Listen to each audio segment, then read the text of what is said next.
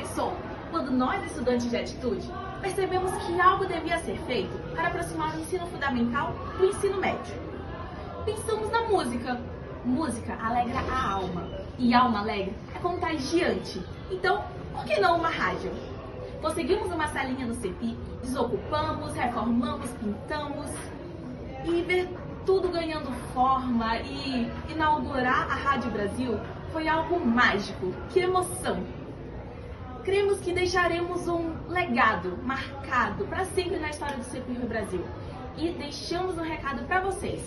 Nunca deixe de acreditar nos seus sonhos e projetos.